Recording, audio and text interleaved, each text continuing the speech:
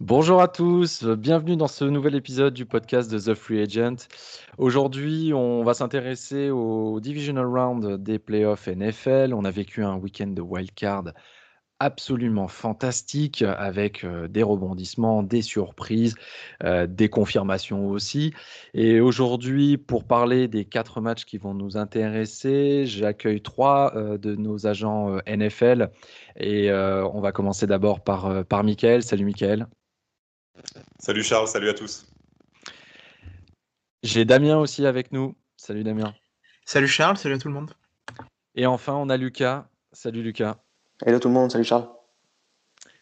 Messieurs, on va rentrer dans le vif du sujet tout de suite avec la première affiche samedi soir. On va le faire dans l'ordre chronologique et on va parler du Rams Packers au Lambeau Field qui aura lieu samedi à 22h25 de mémoire et qui sera à suivre d'ailleurs sur la chaîne L'équipe en clair pour ceux qui voudraient le regarder.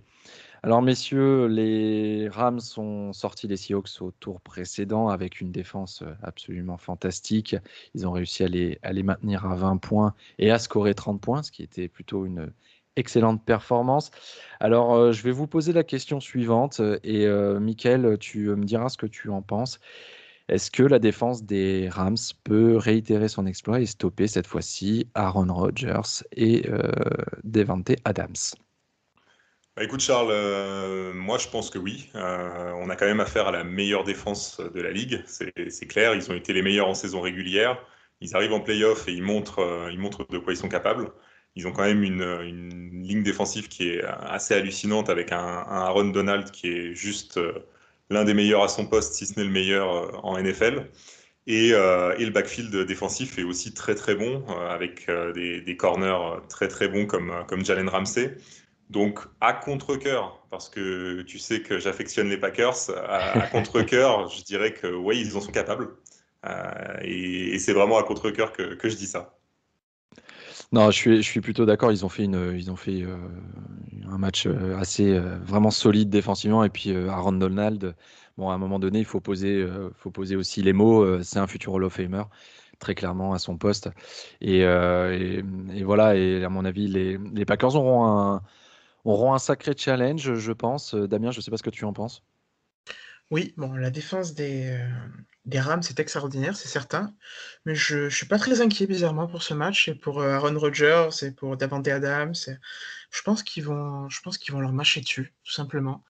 Et la pression de la défense des Rams, elle est beaucoup plus supportable pour la ligne offensive des Packers et beaucoup plus supportable pour Aaron Rodgers que pour Russell Wilson. Aaron Rodgers, il a été beaucoup moins inquiétant cette saison que Russell Wilson, qui avait très bien commencé, mais qui au final n'avait pas si bien fini que ça. C'est une surprise, mais pas tant que ça au vu des performances des Seahawks. Ouais. Non, je pense que je suis pas très inquiet pour les Packers, honnêtement. Et par contre, j'ai hâte de voir le match-up dans le backfield, dans le secondary entre Davante Adams et Jalen Ramsey. Je pense que ça va être absolument extraordinaire. Ah ouais, je suis assez d'accord. Et à mon avis, Lucas, tu voulais réagir peut-être là-dessus d'ailleurs? Ouais, exact. Ça va être forcément une clé de ce match. Moi, j'ai envie de rappeler quand même que les capacités de la défense des Rams, hein, je pense ils sont capables. Je comprends qu'il y a encore quelques semaines, on puisse émettre des doutes. Maintenant, ils ont prouvé semaine après semaine et encore là en playoff qu'ils avaient le niveau pour stopper à peu près n'importe qui. Ils sont aussi bons sur l'aspect stratégique et de la mise en place du jeu que dans l'exécution. Ouais, ça semble compliqué. C'est quand même une montagne, c'est un gros morceau. Les voir évoluer en bloc comme ça sur le terrain, on a l'impression qu'ils sont 12 ou 13, tellement peu de solutions s'offrent à leurs adversaires. Ouais, carrément. Et on sait que forcément, ça peut perturber Rodgers. Et moi, ce que j'aimerais souligner aussi, c'est que la pression des Rams, elle vient la plupart du temps à 4 rushers. Ils sont que 4. Ça veut dire qu'il y a beaucoup plus d'hommes en couverture derrière. On sait que certaines équipes, elles aiment rajouter un rusher qui blitz en dehors de la D-line. Donc, c'est pas ce qui se passe avec les Rams. Donc, ils ont un backfield qui ne perd pas un joueur en couverture. Et c'est important face à Rodgers parce qu'on sait que même sous la pression, Rodgers est capable de distiller des passes absolument fantastiques. C'est une réalité qui est la D-line et le backfield. et qui, pour moi, peut poser de gros problèmes à Rodgers. Et Damien parlait de la O-line. Il ne faut pas oublier qu'ils ont perdu leur left tackle David Bakhtiari. Ouais, ça va être compliqué, surtout qu'en plus, je reviendrai après tout à l'heure, mais le secteur intérieur de la O-line des Packers est très très jeune. Et je pense pas qu'ils aient souvent eu affaire à un joueur du calibre de Aaron Donald. Donc ça va être compliqué. Michael, tu voulais réagir? Ouais, ben j'allais exactement dire ce que vient de dire Lucas. Il faut pas oublier que les Packers n'ont pas David Bakhtiari pour ce match et c'est quand même une grosse perte sur la O-line.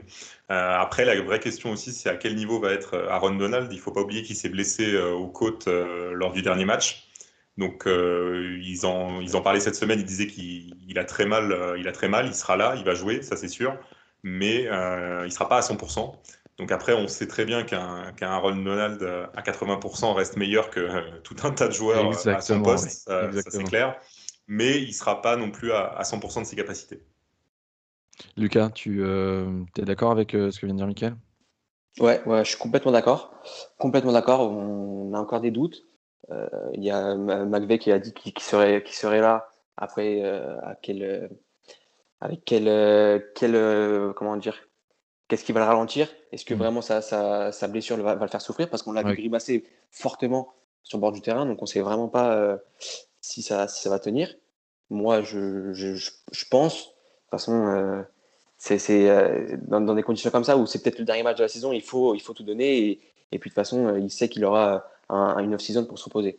Moi, si juste je voudrais rajouter une petite stat que j'ai vu passer et qui prouve l'imperméabilité de cette défense, c'est que les Rams, ils n'ont concédé aucun touchdown de plus de 20 yards cette saison. C'est totalement fou, surtout. Et en plus, ce qu'il faut savoir, c'est que Rodgers, c'est un petit peu son péché mignon, les big longues plays passes. lancés down the field, là. Et c'est ce qui a fait un petit peu aussi sa legacy, c'est ces longues passes. S'il n'a pas cette arme-là, ça peut être aussi un match totalement différent pour les squads offensifs des Packers. Damien? Oui, je vais rebondir sur autre chose. Je m'inquiète pas pour Aaron Rodgers, je vais pas le redire. Je pense que je suis tout à fait d'accord sur la défense des Rams. Je le vois tout à fait capable d'être à la hauteur du match, de lancer des bonnes passes, des longues passes, et ça va être difficile, c'est sûr, mais je m'inquiète pas pour lui. Par contre, il y a une chose sur laquelle je m'inquiète pour les Packers, c'est la défense contre la course. Ils sont 28e en NFL contre les running backs. Et le running back des Rams est en très grande forme. Il a très bien porté l'équipe lors du dernier match.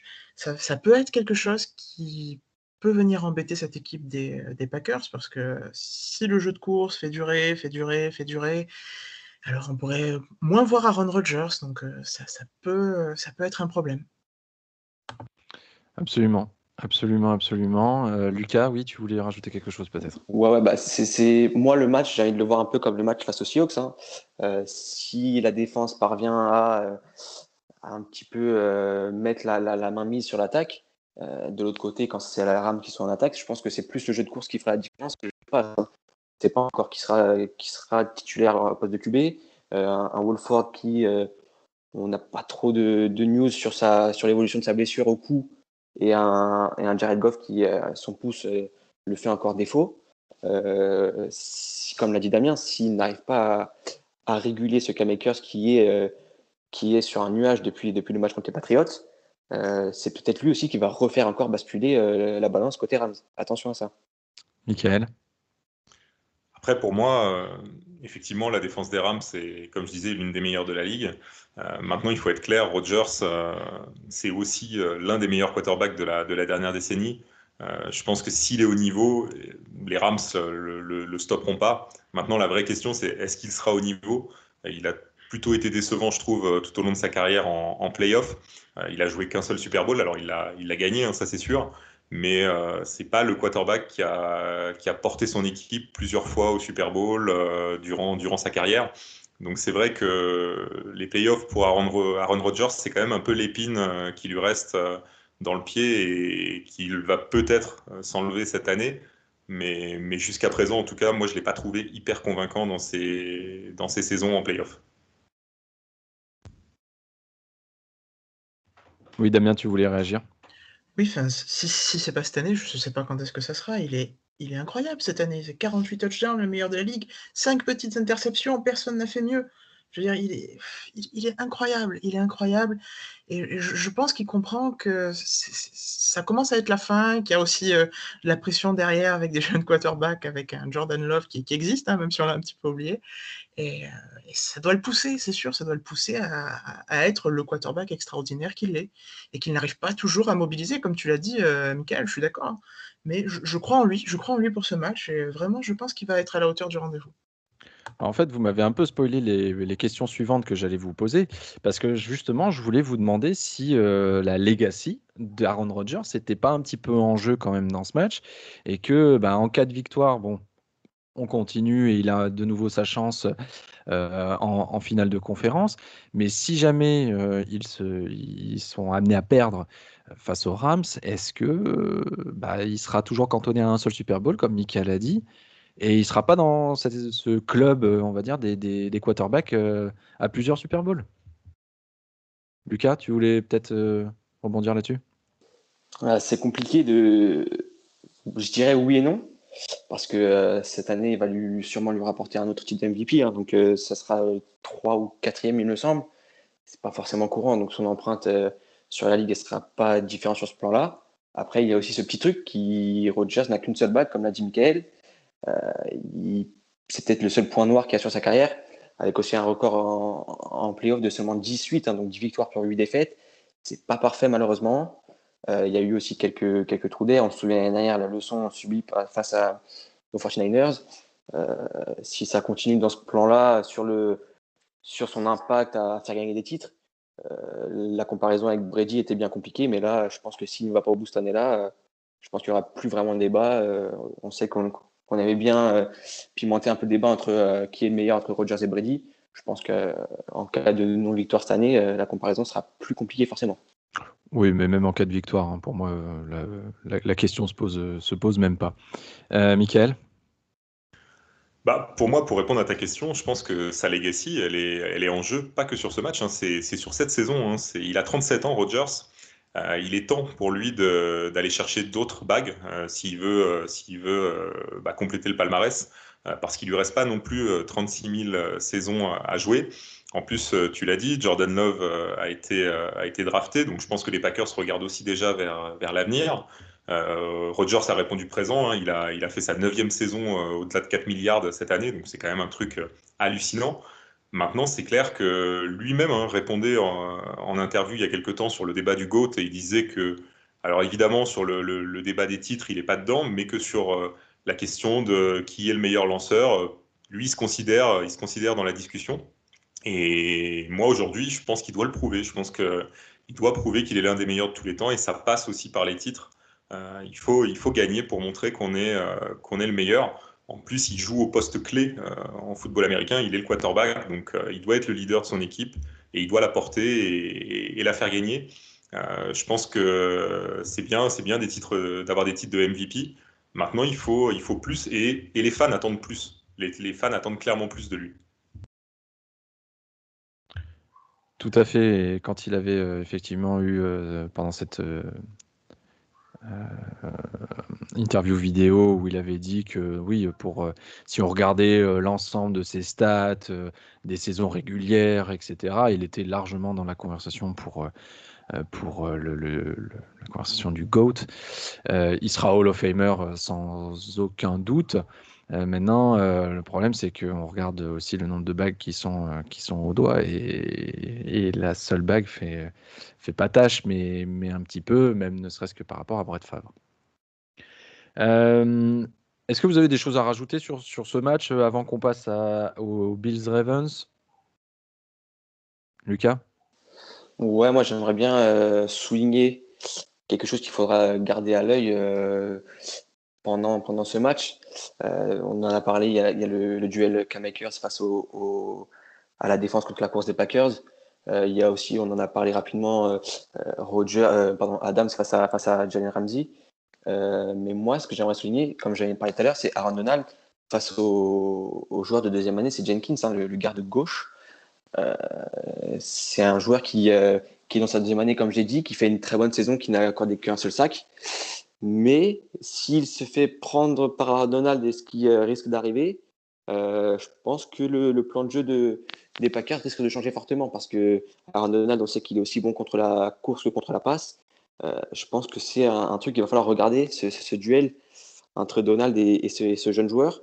Ce qui va être aidé aussi par, on sait qu'il est souvent pris en double team, triple team. Ouais, l'intérieur de la ligne offensive des Packers va avoir un très gros boulot parce que un joueur qui met la pression sur les côtés, c'est beaucoup plus facile de s'en sortir. Et quand on a un buffle comme Aaron Donald qui vient de l'intérieur de la ligne défensive, la pression se fait beaucoup plus ressentir.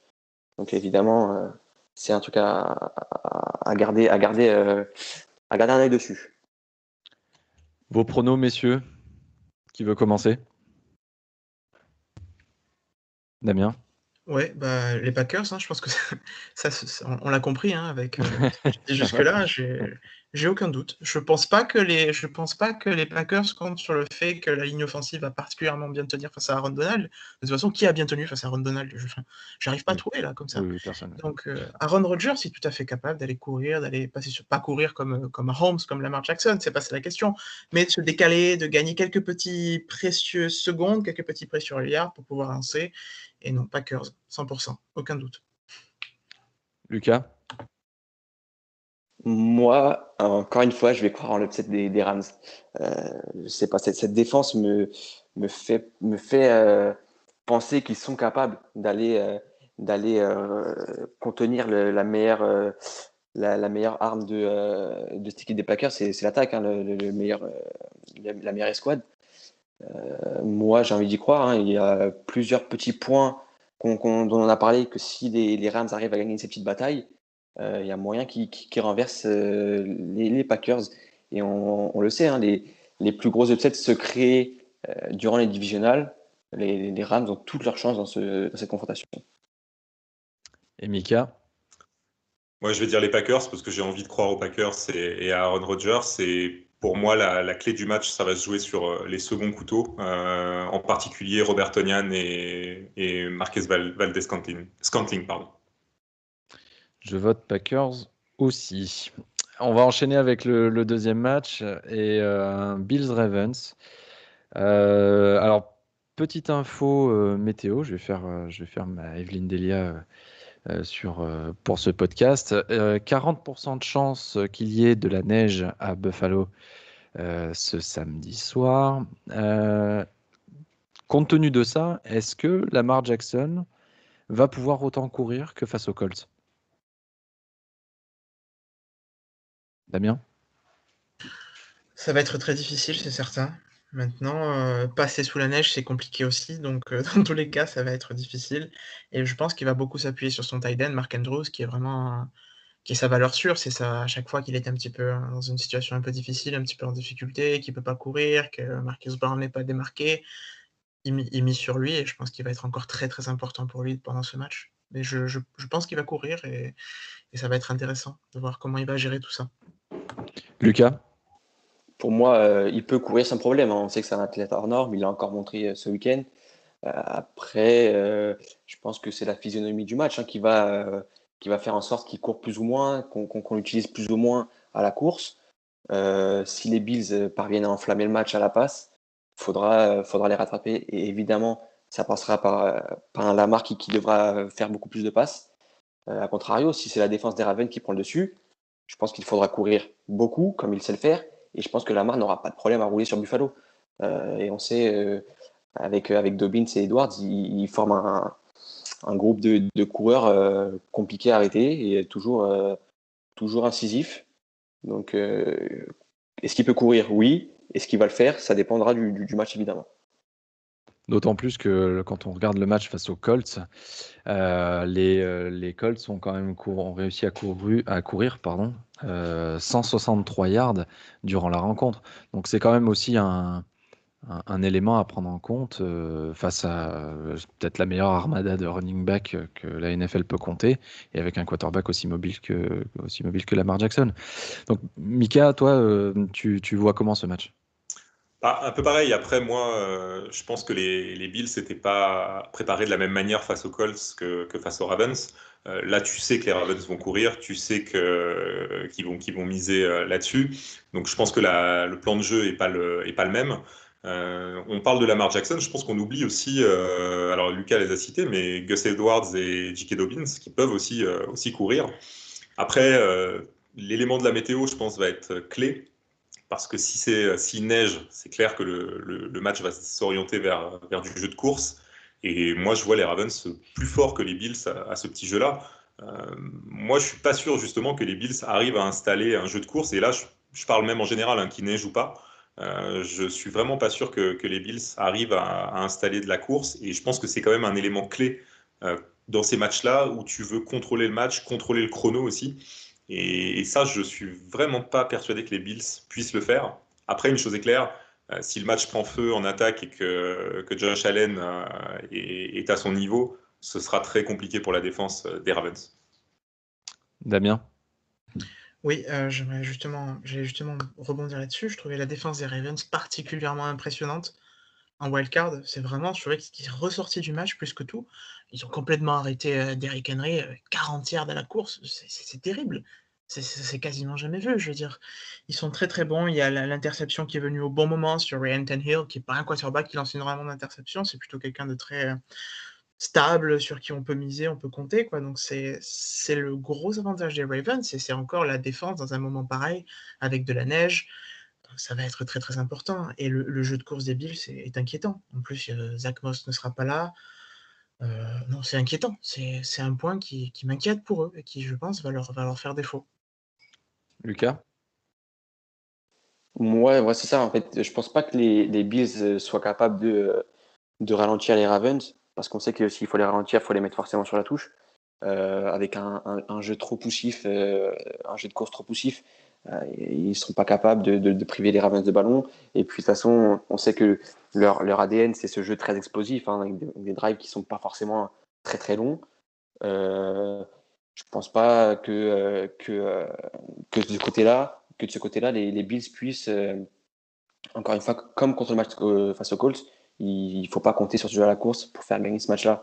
Ce match-là, il va se gagner quand les Bills seront en attaque, mais surtout à la passe. Et en défense, il va falloir montrer un bien meilleur visage, parce que contre les Colts, ça a été compliqué jusqu'au bout.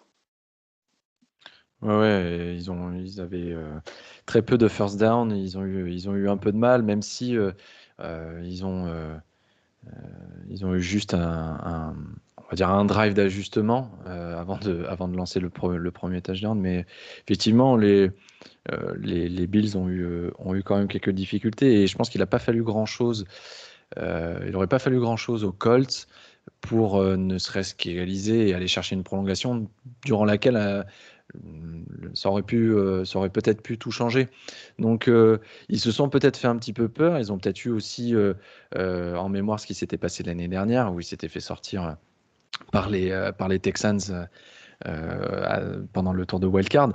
Donc peut-être que là, ils vont être aussi un peu libérés de la pression. Ils sont allés un peu plus loin que l'année dernière. Donc est-ce que la Bills Mafia va être de nouveau là? Donc la météo, la Bills Mafia et peut-être un petit peu plus de confiance pour, euh, pour Josh Allen, même si je pense qu'il n'en a pas besoin.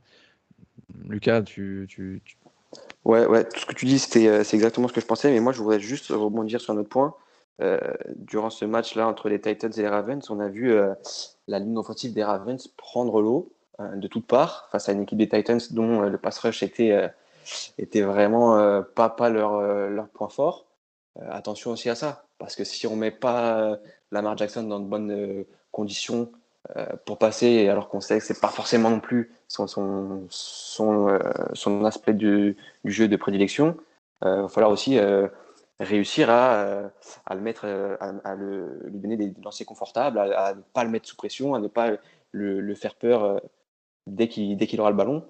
Ça aussi, ça va être un match-up important entre la D-line des Bills et la ligne offensive des Ravens. Damien, tu souhaites ajouter quelque chose? Oui, je suis d'accord. Et au final, je me dis, en t'écoutant justement, Lucas, je me dis au final, est-ce que c'est pas les conditions idéales pour Lamar Jackson, hein, parce que il va devoir miser sur ses qualités plutôt que sur ses défauts, hein, et ça va pas être un match où on va l'attendre On va attendre de lui qu'il fasse des longues passes, qu'il soit décisif à la passe, etc. Je veux dire, c'est la neige, les conditions difficiles, ça favorise la course au final, et c'est là que ça se joue. Donc au final, c'est peut-être une bonne chose pour lui. Est-ce que vous avez quelque chose peut-être à ajouter, un point de vue autre sur ce match, ou est-ce que je vous demande qui va l'emporter et qui avancera au prochain tour? Voilà, je pense qu'on a fait le tour. Je pense qu'on a fait le tour. Après, je vais répondre à ta question du coup. Moi, je vois les Bills passer une nouvelle fois. Voilà, comme je l'avais dit au dernier podcast, je trouve des similarités entre les Bills de 2020 et les Chiefs de 2019. Pour moi, il y aura peut-être un match qui va se dénouer dans le troisième quart-temps. Il y aura peut-être quelques turnovers qui seront inattendus du côté des Bills, parce que cette défense des Ravens, comme l'a dit Damien, est impressionnante. Après, pour moi, je vois pas comment les Ravens pourront se sortir de ce piège Bills si jamais le match venait à s'enflammer un peu à la passe. Et ouais, pour moi, les Bills sortiront vainqueurs. Michael? Écoute, pour moi aussi, moi je vois les Bills. Malgré que je pense que ça va être très serré, la météo va avoir une importance clé. Mais malgré tout, je sais pas, je sens que c'est un peu l'année de Josh Allen. Et toi, Damien? Je vais aller contre vous. La défense des Ravens m'a terrifié. Et je pense vraiment qu'ils peuvent aller loin, et je pense qu'il y a eu un déclic pour eux, ce match de wild card, et je crois vraiment à Lamar Jackson sur ce match-là. Et puis bon, il va y avoir de la neige, c'est clair, mais Baltimore, c'est pas non plus Miami. Je veux dire, ils ont l'habitude des conditions météo un peu difficiles, pas non plus la neige de Buffalo, mais quand même, c'est pas non plus un endroit chaud. Donc je m'inquiète pas énormément. Très bien. Moi, je sais pas encore. Je suis un petit peu partagé. J'avoue que les Bills, bon, Josh Allen me surprend de semaine en semaine, même si je devrais sans doute pas. Et les Ravens ont vraiment capitalisé sur leur momentum et sur très bonne fin de saison régulière qu'ils ont faite. Est-ce qu'ils vont réussir à continuer? Est-ce que Lamar Jackson va aller chercher sa deuxième victoire en playoff? Je vois bien un gros festival offensif malgré la météo. Je sens bien ce match un peu partir n'importe comment, comme on avait pu avoir certains matchs la saison dernière. Donc, ouais, un match qui part un peu dans tous les sens, et puis au final, les Bills qui passent. Parce que j'ai bien envie de voir un Chiefs-Bills quand même en finale de conférence. Du coup, transition toute trouvée via moi-même, c'est génial ça. Kansas City Chiefs contre les Cleveland Browns. Les Browns qui ont éliminé à la surprise plus ou moins générale les Steelers de Ben Roethlisberger. Alors, Damien, est-ce que ça va être la fin de l'aventure pour Cleveland? Ça va être difficile. Ça va être difficile je crois pas que ce soit un cadeau pour les Chiefs, au final, de jouer les Browns, et vice versa évidemment. Jouer les Chiefs, c'est jamais un cadeau, personne n'a envie de les affronter. Mais bon, voilà. Bon, Mahomes, c'est comme Aaron Rodgers, il est sur un nuage, hein, cette saison. C'est 69 actions de plus de 20 yards. Voilà. Bon, c'est exceptionnel. Maintenant, il va falloir que la défense des Browns fasse un très bon match, et un match peut-être très différent aussi de celui contre les Steelers, parce que Mahomes est complètement opposé à Ben Roethlisberger. Je veux dire, ils ont réussi à lui mettre une pression terrible, ça a marché. Derrière, il y a eu des interceptions. Bon, ils vont mettre de la pression à Mahomes, mais la pression à Mahomes, ça lui fait pas plus peur que ça. Il va bouger, il va se décaler, et il va falloir assurer derrière. Bon, normalement, il y a Denzel Ward qui revient, le cornerback des Browns, qui était sur la liste Covid, donc ça, c'est Oui, plutôt une bonne chose. Ils vont avoir exactement. besoin de lui. Ils vont avoir très besoin de lui même. Et non, mais ça va être un gros test défensif plus qu'offensif, je pense, pour les Browns. Michael, ton avis là-dessus? Bah, moi, je dirais que surtout, ils vont pas avoir un deuxième match avec, comme ils ont eu face aux Steelers. C'est-à-dire qu'ils n'auront pas un premier quart-temps comme ont pu faire les Steelers. Il n'y aura pas autant d'erreurs de commises, ça c'est sûr. Je pense que ça t'arrive une fois et il tombe sur une très très grosse équipe des Chiefs. Enfin, comme disait Damien, Mahomes c'est juste phénoménal là depuis l'année dernière. Et moi personnellement, je vois pas les Browns passer. C'est sûr que ce sera pas un cadeau pour les Chiefs, mais si le match démarre dans le bon sens, je pense même qu'il y aura un gros écart à la fin entre les deux équipes. Je pense que les Chiefs vont leur rouler dessus. Lucas? Ouais, moi j'ai peur que l'aventure des Browns s'arrête là. On a adoré les voir progresser tout au long de l'année. On a adoré voir ce match totalement fou la semaine dernière. Mais là, affronter la montagne Kansas City, ça va être compliqué. À partir du moment où un joueur à lui seul peut faire basculer la rencontre, ça devient tout de suite plus délicat. En plus de ça, on sait que le point fort de Kansas City se calque parfaitement sur le point faible de Cleveland. Hein. Leur backfield défensif est peut-être le moins bon de ces playoffs. Mais ils ont une bonne ligne défensive qui parvient quand même à camoufler ces petites lacunes. Attention aussi parce que le head coach de Kansas City, Andy Reid, est l'un des coachs, les meilleurs coachs après une bye week. Hein. Donc il sait négocier ça, il sait préparer des gros matchs, surtout quand on lui offre en plus de ça une semaine de repos. Ça peut faire la différence évidemment. Après, pour les Browns, s'ils veulent espérer exister dans ce match, il faudra évidemment faire couler le chrono le plus possible. Avec le monstre à deux têtes, Nick Chubb et Hunt, on sait qu'ils sont capables de courir sur les Chiefs sans grand problème. Dans le fond, je pense que le facteur sera surtout de négocier les drives et de marquer sur la plupart. Ça va être important de scorer, surtout de ne pas offrir de cadeaux à Mahomes, d'erreurs bêtes qui pourraient placer Mahomes dans une bonne position. Mais même comme ça, même en scorant sur tous leurs drives, on sait que Mahomes peut faire une remontée folle au 4e quart-temps. Ça va être compliqué. Par contre, moi, s'il y a un truc qui peut être bénéfique aussi pour les Browns, c'est le momentum qu'ils ont. Hein. Une victoire historique en playoff, face aux rivaux, on sait qu'il y avait de la tension. Je pense qu'ils sauront mettre le supplément d'âme de leur côté de l'équation. Et ça peut faire quelques différences sur quelques actions. Mais ça risque d'être compliqué. Moi, j'ai peur pour les Browns. Tu mentionnais la partie du jeu de course pour les Browns qui sera forcément un facteur important pour eux. Il y a une stat assez incroyable. Donc déjà, durant toutes les saisons où Mahomes et Reid ont été associés, les équipes qui ont dû battre les Chiefs devaient marquer au minimum 30 points. Voilà, déjà ça pose un petit peu les bases. Quand vous affrontez les Chiefs, si vous voulez les battre, il faut en coller au minimum 30. Et parlez-en aux Texans, ça suffit pas. Et en plus, les équipes qui ont battu les Chiefs cette saison ont couru au minimum 164 yards face à cette défense des Chiefs. Donc, ouais, Nick Chubb et Kareem Hunt auront un gros rôle à jouer. Et je ne sais pas ce que tu en penses, toi, Michael. Est-ce que tu penses que ce jeu de course va être important pour les Browns? Ouais, je pense qu'il va être important. Après, les Browns ont les joueurs pour courir hein, avec Nick Chubb et Kareem Hunt. Ça, il y a pas de problème de ce côté-là. Maintenant, moi, le plus important, Lucas l'a souligné, c'est la défense.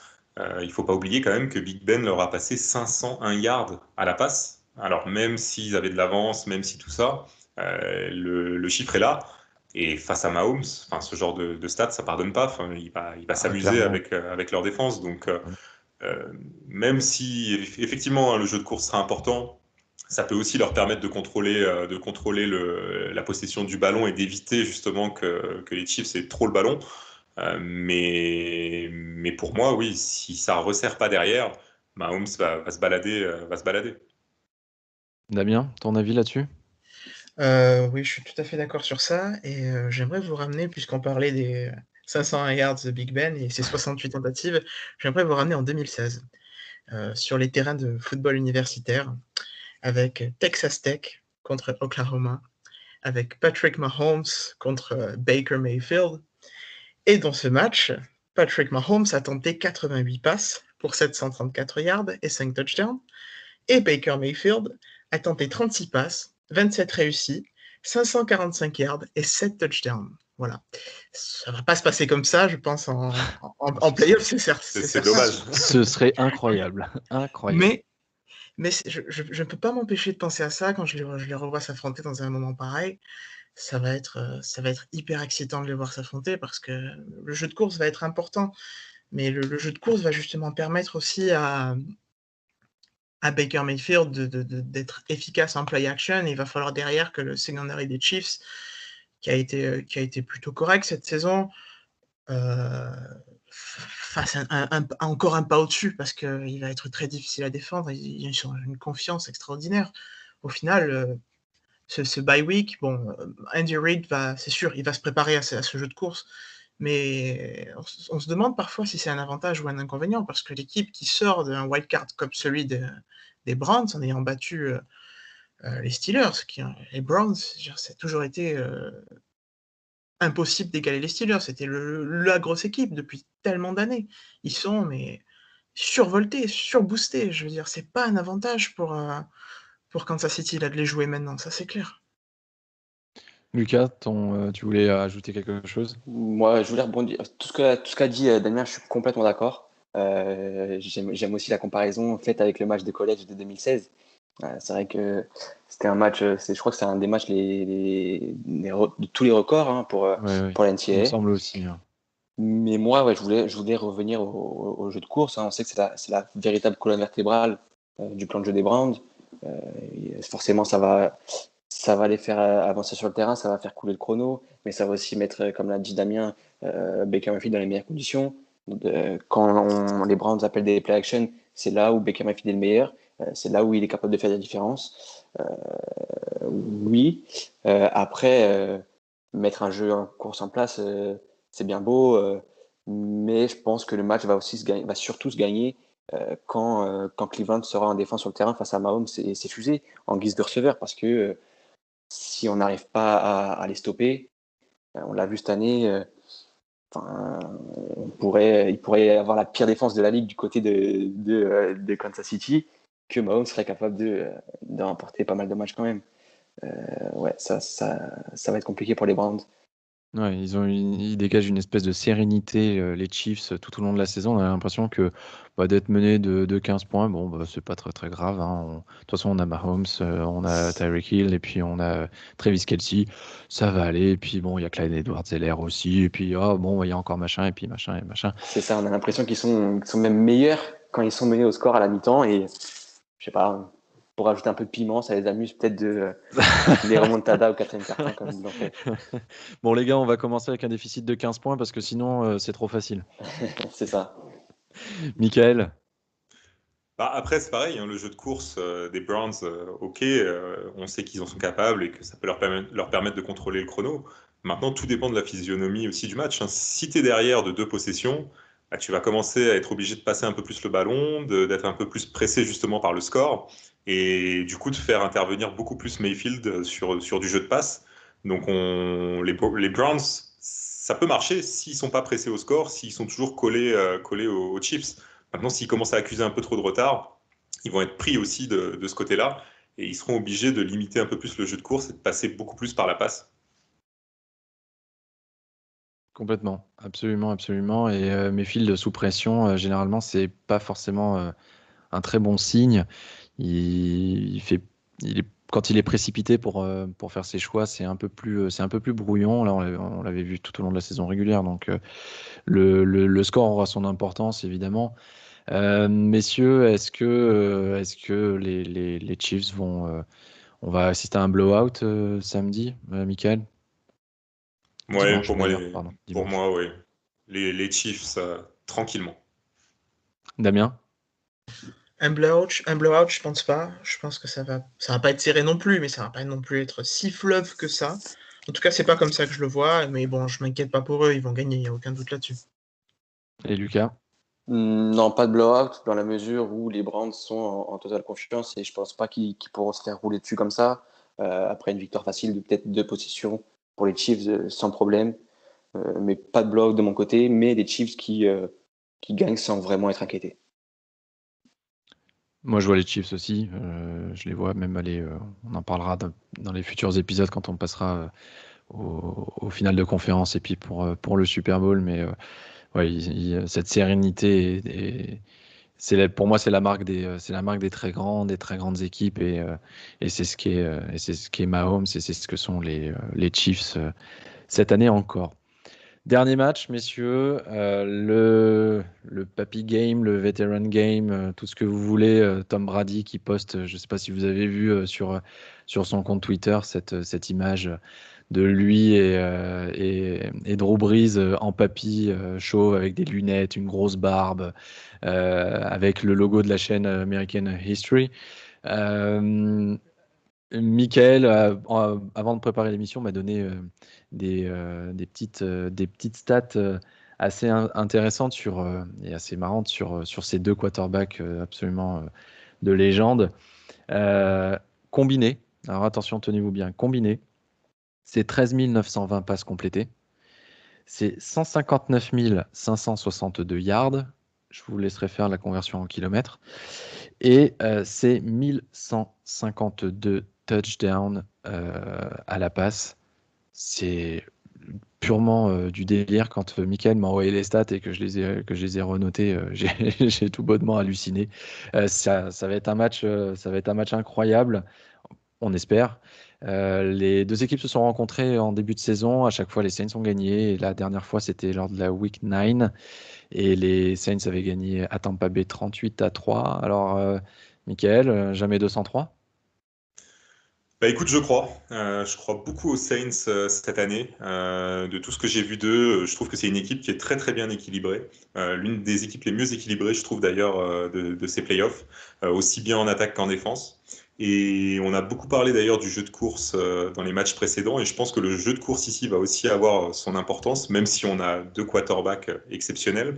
Parce que les Bucks, quand même, j'ai des gros doutes sur leur capacité justement à poser du jeu de course. Et je pense que le jeu va vraiment essentiellement reposer sur Brady. Alors il y a pire, hein, c'est clair comme scénario, mais je pense que ça peut leur jouer des tours d'être justement trop prévisible de cette façon-là. Après, on connaît Brady, on sait que en playoff, c'est un monstre. Il veut en plus prouver qu'il est capable de gagner en dehors des Pats. Donc, et sans Belichick. Donc, je pense qu'il a une grosse rage. Il veut aller chercher cette bague. Mais je le vois pas passer cette fois-ci. Je pense que les Saints seront plus forts.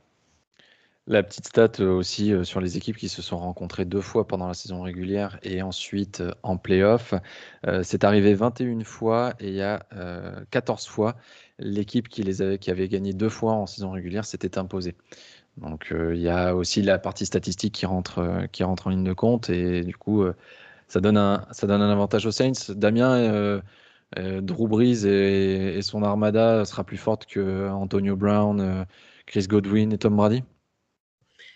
Je pense, oui, je pense. Maintenant, les stats, je vais revenir sur les stats tout à l'heure. Je pense il faut se poser 5 minutes et apprécier quand même la chance qu'on a d'avoir Tom Brady à 43 ans, Drew Brees aussi, qui sont absolument incroyables cette saison, qui défient les années, qui défient l'âge et qui montrent qu'ils sont encore là et ils nous font vivre des moments exceptionnels. Et il y a un petit quelque chose sur lequel j'aimerais insister, c'est le match de Rob Gronkowski contre Washington. Son bloc face à la ligne défensive de Washington qui était extraordinaire, son envie de protéger à tout prix, coûte que coûte, contre le monstre Chase Young, Tom Brady, je pense que c'est exceptionnel et c'est quelque chose qui peut être important encore parce que c'est un joueur qui sait se transcender et Brady c'est pareil, ils savent se transcender dans les moments difficiles, il sait se mettre complètement au service de son roi et il l'a fait et je pense qu'il va devoir le refaire parce que la défense des Saints en blitz, c'est terrible et c'est une défense qui met énormément de pression. Donc il va falloir que ça tienne et si ça tient, bah, si ça tient, c'est là où ça devient terrible. Si ça tient, derrière, le secondary des Saints est excellent aussi. Non, mais je veux dire, c'est ça où cette équipe des Saints, c'est là où je rejoins Michael, ils sont ultra complets. Je vois pas un domaine du jeu dans lequel ils sont pas excellents. Hein. Je dirais, c'est ce qui va les porter, malgré tout le reste. Ouais. Non, non, mais je te rejoins complètement. Et Michael, oui. Non, mais comme disait Damien, hein, et moi, c'est cette O-line qui m'impressionne aussi du côté des Saints. Elle est vraiment exceptionnelle et c'est aussi pour ça que Breeze peut jouer à ce niveau-là. C'est aussi parce qu'il est très très bien protégé. Et je pense que ça va être aussi l'un des éléments clés pour ces deux quarterbacks. On sait que c'est des quarterbacks qui aiment rester dans la poche et lancer tranquillement, presque dans un fauteuil.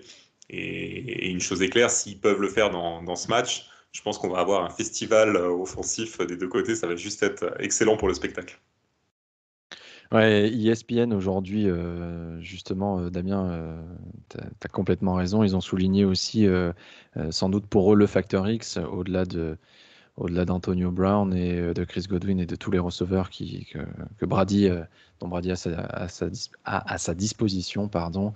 C'était le match de Rob Gronkowski, justement, qui serait sans doute le facteur X de ce match et comment il allait protéger de nouveau Tom Brady. Et puis après, du côté receveur, comment il allait pouvoir aussi se défaire de cette défense des Saints.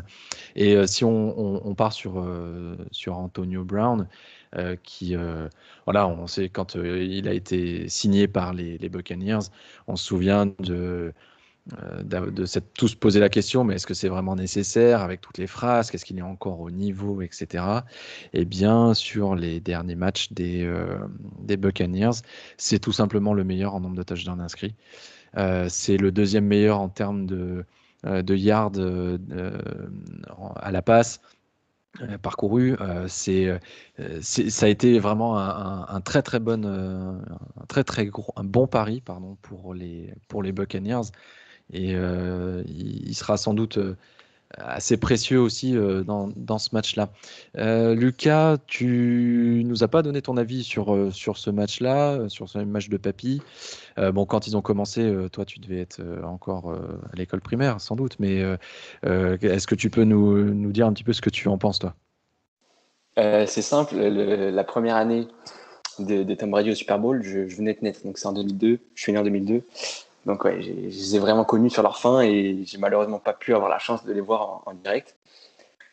Moi, si je devrais revenir sur ce match-là, c'est le match peut-être le plus compliqué à prédire parce que depuis leurs deux premières rencontres, beaucoup de choses ont changé. On a la défense de Tampa Bay qui semble s'effriter semaine après semaine. On a vu contre Washington, c'était pas fabuleux de ce côté-là du ballon, alors que leur attaque, elle, semble arriver à son paroxysme avec un Tom Brady bien meilleur que sur le début de saison. Donc ce match sera vraiment différent de ce qu'on a déjà eu. Après, est-ce que le vainqueur sera une nouvelle fois les Saints? Pourquoi pas, hein, ça ne me surprendrait pas, comme l'a dit Michael. Mais il y a beaucoup d'interrogations sur cette rencontre. Il faudra évidemment continuer ce qu'ils savent faire le mieux en ce moment, c'est-à-dire faire des différences grâce à cette défense. Après, pour les Bucks, il faut impérativement réussir à trouver la solution en attaque parce que je ne vois pas la défense réduire New Orleans suffisamment pour remporter le match. Ouais, donc Tom Brady doit faire un gros match en attaque pour espérer sortir vainqueur. Mais on sait qu'attaquer cette défense des Saints, c'est loin d'être une chose simple. C'est pour ça que moi, j'arrive pas encore à sortir de gagnant. Tout peut se faire dans cette partie. Les équipes, elles se connaissent bien, les équipes ne s'aiment pas. Tom Brady revanchard parce que il s'était fait tuer sur place publique après cette déroute 38-3 en week 9, comme tu l'as dit, Charles. Ouais. Ouais, ça va être un match important. Après, on sait que peut-être c'est aussi la dernière pour un des deux joueurs. Ouais, tout est possible dans cette rencontre. Et c'est un match vraiment grandiose et il ne faudra pas le louper parce que je pense que l'histoire va se marquer sur ce match. Ouais, parce que c'est peut-être la dernière fois qu'on voit les deux peut-être déjà s'affronter et peut-être jouer tout court au football américain. Michael? J'allais dire, on peut même pas invoquer en plus l'argument de l'expérience pour déterminer le vainqueur, parce qu'il y a tellement d'expérience des deux côtés que... Alors peut-être Tom Brady, parce qu'il a l'habitude des grands moments et des Super Bowls, mais en dehors de ça, c'est vrai qu'il y a tellement d'années d'expérience chez tous ces joueurs que c'est même pas l'argument qui peut faire pencher la balance. Damien? Oui, je suis d'accord hein, sur tout ça, même si c'est vrai que les Saints, ces dernières années, ont un petit peu eu du mal à confirmer. Donc, au moment, même l'an dernier, contre les Vikings, on se dit, bon, quel est le défaut de cette équipe? Il n'y en a pas. Ils sont très bons en défense, ils sont très bons en attaque, et pourtant, ils arrivent à se faire battre. Mais bon, là, c'est très difficile à prédire et j'avoue être dans la même situation que Lucas où j'ai vraiment du mal à trouver un vainqueur potentiel, même si les Saints sortent du lot.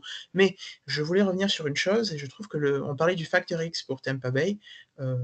Le Factor X des Saints, pour moi, c'est vraiment le retour de Michael Thomas qui fait énormément de bien en attaque à cette équipe. C'est vraiment la cible, le receveur numéro 1 qui évidemment crée des espaces pour les autres. Et puis c'est vraiment le receveur qui manquait, c'est la petite chose, le petit grain de sel qui manquait à cette équipe. Au final, il a été absent quasiment toute la saison.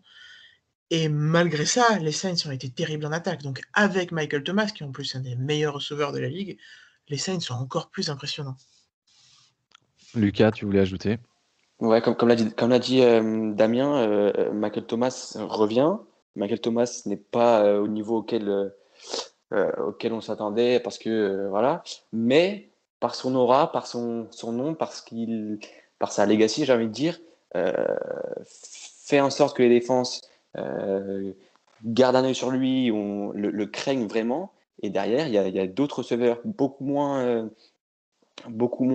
médiatisés, exposés, j'ai envie de dire, qui sont capables de faire des différences aussi.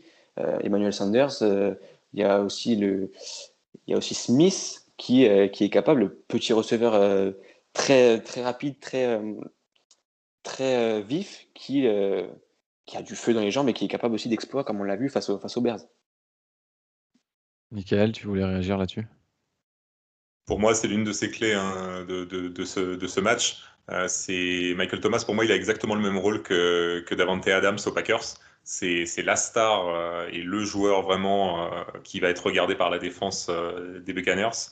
Et c'est ce qui doit derrière libérer d'autres joueurs comme Emmanuel Sanders pour justement créer du jeu. Même Alvin Kamara, hein, qui est un running back qui joue très très bien aussi en réception.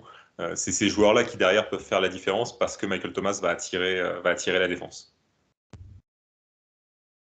Vous avez donné tous les arguments. Qui gagne à la fin? Michael? Les Saints. Donc, Papy brise. Damien? Allez, les Saints aussi. C'est bien, tu te mouilles. Lucas? J'avais les Saints, mais pour faire un peu différent, on va dire les Bucks. Les Bucks. On t'a pas convaincu. Non, mais c'est vrai que là, jusque-là, moi-même, de mon côté, j'arrivais pas à trouver de grands vainqueurs. Ouais, ça va J'ai être... pas les codes sous les yeux, mais ça doit se jouer à rien Ah, bah, au niveau du favori. je vais te dire ça. Ouais. Peut-être les Bucks parce qu'ils sont sur une lancée complètement folle en attaque et que même contre la défense de Washington, ils sont parvenus à installer leur jeu tranquillement. Ouais, moi j'ai envie de voir les Bucks. En plus de ça, s'ils arrivent à retrouver un Leonard Fournette comme le même Leonard Fournette qu'on a vu face à Washington, ils auront vraiment une attaque très très complète et qui peut même face à une défense des Saints très, très redoutable et parmi les meilleurs, ils vont réussir à scorer un minimum. Et ouais, de l'autre côté, en plus de ça, on a vu contre Chicago, l'attaque de New Orleans n'a pas réussi à retrouver le niveau qu'on attendait d'elle. S'ils montrent le même visage, ça risque d'être compliqué. Donc si on fait un petit point, puisqu'on on parlait, tu parlais des cotes, Lucas, sur l'ensemble de ces matchs. Donc on revient, on fait le petit point Paris sportif. Les Packers sont donnés favoris de 6,5 points. Je trouve ça assez étonnant, tout de même, quand même, face à la défense des Rams. Les Bills sont donnés vainqueurs avec 2,5 points d'écart. Les Chiefs sont donnés gagnants avec 10 points d'écart. Donc à nouveau un énorme écart. Et sur le match qu'on vient de dérouler, ce sont les Saints qui sont donnés vainqueurs avec 3 points d'écart. Donc, on va dire 2 matchs assez serrés, une cote pour Green Bay qui me paraît peut-être un petit peu élevée compte tenu du dernier match des Rams. Et puis, c'est pour ça que je vous parlais d'un blowout pour les Chiefs. Les Chiefs donnés vainqueurs assez largement. Messieurs, on a passé en revue les 4 matchs qui auront lieu du coup à partir de samedi. Petit instant historique. Est-ce qu'on pourrait revenir, et c'est ce que je vous ai demandé en amont de l'émission pour la préparer, euh, est-ce que vous pourriez me donner un match, le plus beau match pour vous que vous avez pu voir ou, euh, ou voir des highlights ou entendre parler d'un divisional round, en particulier Michael, toi, on remonte un petit peu. D'ailleurs, Lucas était tout petit. Et oui, avec mon grand âge, on est obligé de remonter un peu dans le temps. Moi qui ai grandi avec Brett Favre, c'est le joueur qui m'a fait aimer ce sport. Je voudrais revenir en 2007, quand Green Bay justement jouait les Seahawks. Alors des Seahawks de certains joueurs que Lucas ne connaîtra probablement pas. Leur quarterback, c'était Matt Hasselbeck, pour ceux qui s'en rappellent. Et ils avaient Oh aussi là là là là. Sean Alexander en tant que running back. Et du côté du coup des Packers, c'était Brett Favre, la star et le quarterback. Le numéro 4. Et exactement. Et je reviens dessus parce que c'est sa dernière victoire en playoff avec les Packers. Les Packers avaient remporté le match 42-20. Mais surtout, le match a été un peu fou puisqu'il a démarré dans le froid. À Green Bay, rien de très surprenant à cette époque de l'année. Mais au milieu du premier quart-temps, il y a eu une tempête de neige et le match s'est terminé sous 10 cm de neige. Un match complètement fou où justement tout s'était joué finalement sur le jeu de course. Et c'est ce qui avait permis aux Packers de gagner. Brett Favre avait quand même lancé 3 touchdowns sur la rencontre, mais le match avait été fou. Les quarterbacks avaient le ballon qui glissait de leurs mains pendant la rencontre. Enfin, c'était juste hallucinant. Et pour moi, oui, ça reste un souvenir parce que ça reste la dernière victoire de Favre en playoff avec les Packers. Et ensuite, il avait quitté l'équipe et laissé le flambeau à Aaron Rodgers. Pour partir aux Vikings en plus de mémoire. Exactement, Ouais. exactement, exactement. J'ai Et les il news. avait perdu le tour d'après contre les Giants qui avaient été champions par la suite avec Eli Manning. Et lui était parti aux Vikings, exactement. Toi, Damien, tu as un match plus récent et qui date de l'année dernière. Oui, oui, je suis un grand fan d'histoire, mais là, je suis allé chercher il y a un an. C'était les Chiefs contre les Texans. Et ce match incroyable, ce 51-31, avec les Texans qui mènent 21-rien. Je me rappelle à ce moment-là, je me suis dit, oh mince, c'est fini. Je sais pas si je pourrais continuer à regarder parce qu'en plus j'ai cours le lendemain, il faut que je me lève, j'ai du travail, etc. Oh là là, c'est terrible. J'avais tellement hâte de regarder ce match et puis 21-0, c'est plié comme ça. Mahomes va pas avoir son Super Bowl. J'étais triste, j'étais vraiment triste. Et puis ils sont remontés et puis plus rien n'a pu les arrêter. Et puis après ce match, c'était clair que vraiment pour aller les chercher, ça allait être impossible. Et je pense que c'est sûrement là qu'a émergé cette espèce d'aura d'invincibilité des Chiefs. C'est un match dont on parlera dans les années à venir et au fil du temps comme le match de référence pour Mahomes, qui a montré que malgré 21 points d'écart, ils peuvent quand même gagner contre une Ça le équipe. gênait pas trop, ouais.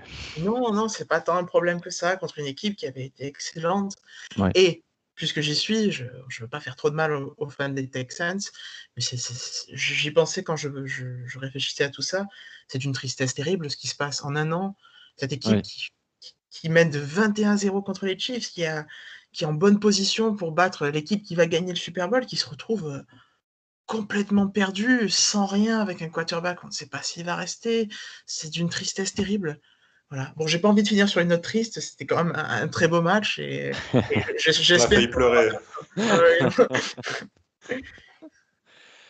Merci Damien. Et on va terminer du coup avec Lucas. Toi aussi, un match de l'année dernière. Ouais, je vais rejoindre Damien. Divisional round en AFC, c'était les Ravens face aux Titans. Déjà, le match d'avant, le wildcard, quand les Titans sortent les Patriots, ça a surpris tout le monde. Avec ce match un peu fou où je crois que Tannehill lance même pas pour 20 passes. Ça a surpris, ça m'a surpris. Et les voir réitérer cet exploit face aux Ravens, ça a surpris encore plus de monde, hein, surtout qu'ils étaient donnés ultra favoris. C'était la saison de MVP de Lamar. C'était le match à Baltimore. C'était en sortie de bye week pour Baltimore. Tous les signaux étaient ouverts pour les Ravens. Et puis, cette espèce de monstre-là qui est Derrick Henry, qui a fait taire tous les débats et qui a qualifié les Titans en finale de conférence face aux Chiefs. Quand même, c'était pas rien. C'était 2 fois de suite, ils sont pas favoris et ils passent. Et moi, ça m'a vraiment surpris, ça m'a marqué et ça va rester dans ma mémoire en tout cas.